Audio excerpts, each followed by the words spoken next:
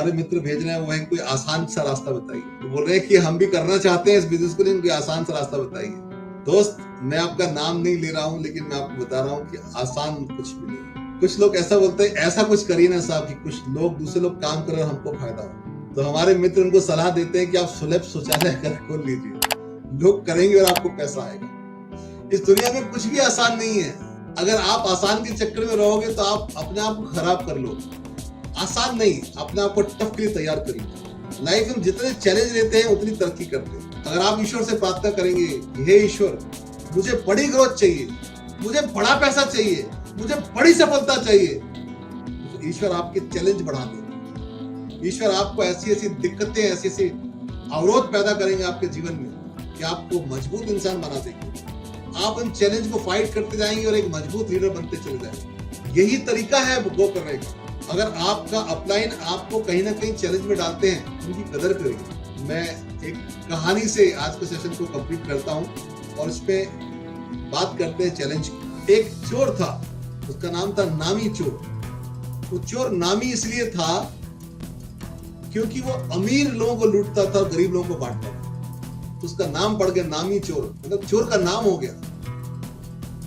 बड़े बड़े अखबारों में उसकी फोटो छपती थी और नाम आता था कि नामी चोर जो है इस फलाने आदमी घर में चोरी कर गया, यानी ये फलाना आदमी भी अमीर हो गया।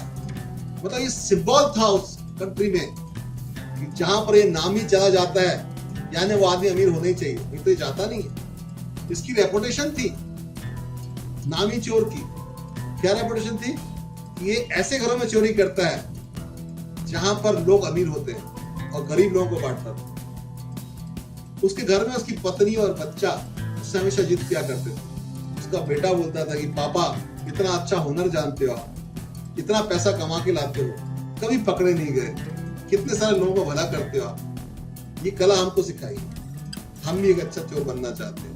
आपने नाम कमाया, हम भी नाम कमाना चाहते हैं। तो उसके पिताजी बोलते थे कि बेटा ऐसा है कि ये जो काम है ना बहुत मेहनत का, ये बहुत सफाई और कलाकारी का है, ये तेरे बस का नहीं, तो सवाल कर। लेकिन वो मानता नहीं था। उसकी वाइफ भी पीछे पड़ी रहती थी, नहीं सिखाओ सिखाओ सिखाओ।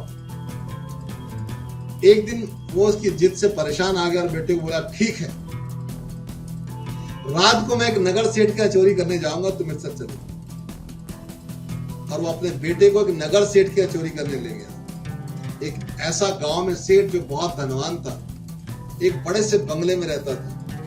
उसके बंगले के चारों तरफ बाउंड्री वॉल थी, एक बड़ा सा गेट था, उसमें सिक्योरिटी गार्ड नंबर ड्यूटी बदल बदल के बैठा करते थे।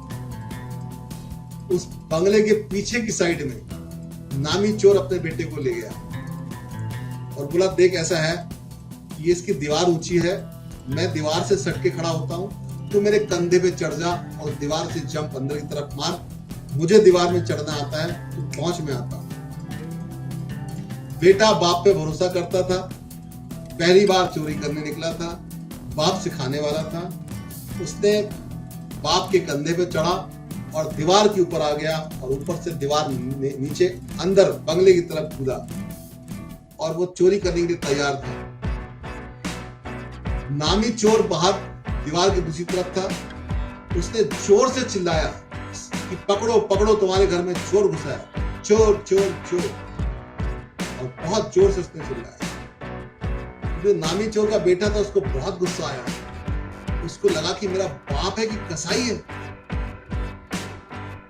अरे ऐसा कहीं होता है कि मुझे घर के अंदर धकेल दिया और उसके बाद जो है चिल्ला दिया चोर चोर चोर। अरे नहीं सिखाना था, पहले घर से लेके नहीं आया, अब लोग मेरे पीछे पड़ जाएंगे, मेरी जान को आफत में डाल दिया। और ऐसे ही हुआ।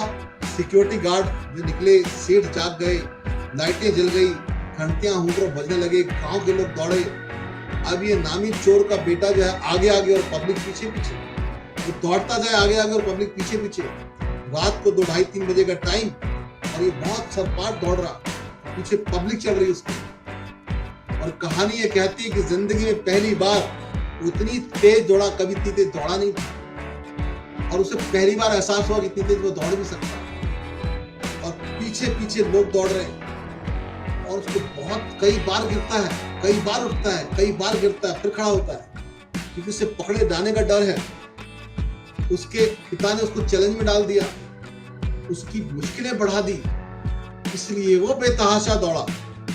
और दौड़ते दौड़ते जब उसने पब्लिक से ज्यादा लीड ले ली तो एक कुएं के पास चला गया और कुएं में उसने देखा एक पत्थर पड़ा है बड़ा सा बाहर। उस पत्थर को उसने कुएं में डाल दिया और अंधेरे में एक पेड़ के ऊपर चढ़ के हांफने लगा। जब गांव के लोग आए, सेठ और सिक्योरिटी के लोग, उन्होंने देखा यार ये जो है कुएं के अंदर से आवाज आ रही है तो जरूर कुएं के अंदर गिर गया होगा, चलो सवेरे इसको निकालेंगे। और सबके सब लौट गए। बड़ी मुश्किल से रगड़ खाता और चूटे खाता हुआ नामी चोर का बेटा अपने घर पहुंचा। जब वो घर पहुंचा तो वह हैरान था, हांफते टूटते जख्म खाते हुए।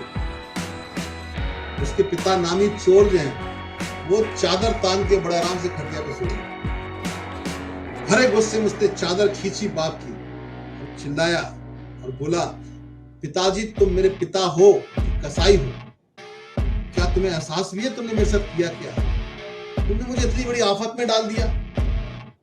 जिंदगी में पहली बार इतनी ऊपर से कूदा, जिंदगी में पहली बार इतनी तेज दौड़ा, ऐसा दौड़ा ऐसा दौड़ा ऐसा दौड़ा, आज तक नहीं दौड़ा। इतने सारे लोग मेरे पीछे और मैं आगे आगे, तो मैं दौड़ते ही गया, कई किलोमीटर तक दौड़ता पड़ा। फिर जाके मेरी अकल काम आई, मैंने कुएं में पत्थर फेंका, पेड़ में जाके छुप गया चढ़ के, बड़ी मुश्किल से जान बचा के आया। तुम यहाँ सो रहे हो?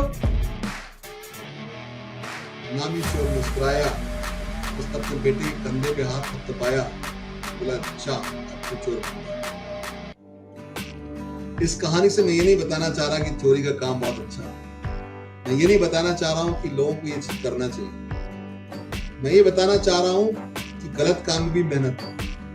मैं ये बताना चाह रहा हूँ कि अगर नामी चोर अपने बेटे को ग्राउंड में ले जाता, प्रैक्टिस कराता कि तू दौड़, तो दिमाग लगा कैसे काम करेगा।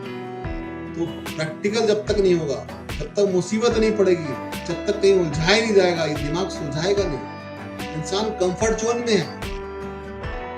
अगर आपका अपलाइन ये कहता है कि आप पहुंचिए मैं आ रहा हूं, क्योंकि आपको 15-20 बार प्लान दिखा चुका, सिखा चुका, और आप अपना प्लान दिखाना नहीं चाहते, हर बार अपलाइन का हाथ खींचते हो, तो अपलाइन आपको उलझा देगा। आपको बोलेगा पहुंचे मीटिंग में मैं आ रहा हूं, नहीं पहुंचेगा, तो समझ लेना वो आपकी ग्रोथ चाहता है। अगर आपको बड़ी ग्रोथ लेना है तो बड़े चैलेंज लेने पड़ेंगे।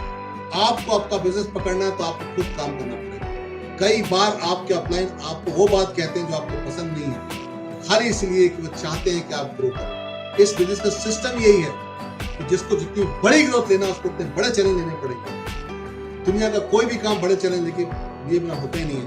तो माइंड को समझाना पड़ेगा कंफर्ट जोन से बाहर निकलने। माइंड सेट ये रखना पड़ेगा कि बड़ी ग्रोथ लेना है तो मुझे खुद काम करना होगा, मुझे आलस नहीं करना होगा।